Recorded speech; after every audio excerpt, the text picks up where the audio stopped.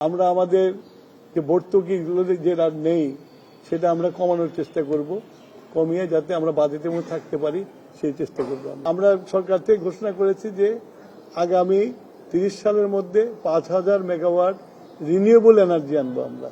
সুতরাং এটা গলার কাটা হওয়ার কোনো আশঙ্কা নাই, কেননা এটা দেশের কল্যাণে এবং আমাদের যে আস্তে আস্তে রিনিউয়েবল যেতে হবে সেটা শুরু। এটা ক্যাপাসিটির চার্জের ব্যাপার হলো যে আমি বললাম we have got lot of baggage. এই 18 বছরের নির্বাচনবিহীন সরকার আমাদের উপর অনেক ব্যাগেজ রেখে গেছে এবং অনেক কন্ট্রাক্ট আমি চেক করে দেখছি যে সেই কন্ট্রাক্টগুলোকে যদি আমি আপাতত যদি বন্ধ করে দেই তাহলে ওই সংবাদপত্রে পরের দিন সকালে উঠবে যে আজকের অন্ধকার হয়ে গেছে।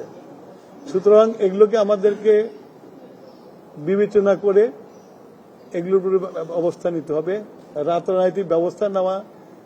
এই কন্ট্রাক্টগুলো যেটা একটা ন্যাশনাল, এটা তো জাতীয় contract is back by the sovereign guarantee, you have to understand that. সরকার চাইলেই, নতুন সরকার চাইলেই স্ক্র্যাপ করে দিতে পারে না।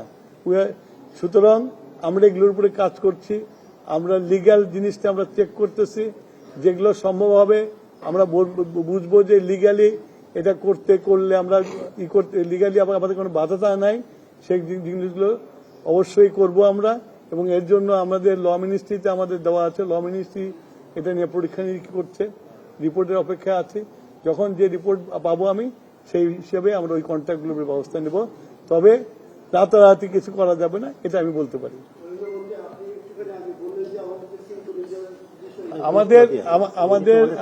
আমি বলছি ফলো করনে, আমি বলছি ইউনিট 1-এর যে পাওয়ারটা আসবে বললাম, সেই জন্যই তো বলছি।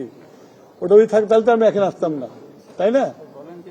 সিস্টেমের ইমপ্রুভমেন্টের জন্য ওভারঅল জিনিসটা তো খুব যে একেবারে সাস্টেনেবল আছে তা তো না।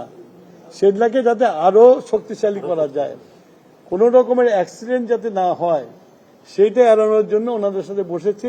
এবং এটা বলবো আমি যতক্ষণ পর্যন্ত নিউক্লিয়ার না ঢুকবো আমার মধ্যে ততক্ষণ পর্যন্ত বলবো, সো দ্যাট আমি প্রিপেয়ার থাকি যে নিউক্লিয়ার একটা নতুন জিনিস আসছে, আমার সিস্টেম ঠিক মতো নিতে পারবে এবং সাস্টেইন করতে পারবে।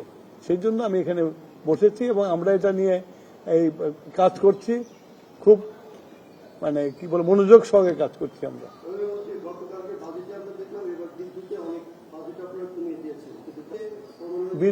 বিদ্যুতের কমানো হচ্ছে এটা ঠিক, আর জ্বালানি যে বাড়ানো হয়েছে ঠিক আছে, জ্বালানি ছাড়া তো বিদ্যুৎ চলবে না, সেই জন্য জ্বালানি চালা হয়েছে। তারপরে বিদ্যুতের যেটা আছে আমরা আমাদের যে ভর্তুকিগুলো যেটা নেই সেটা আমরা কমানোর চেষ্টা করব, কমিয়ে যাতে আমরা বাজেটের মধ্যে থাকতে পারি সেই চেষ্টা করবো আমরা।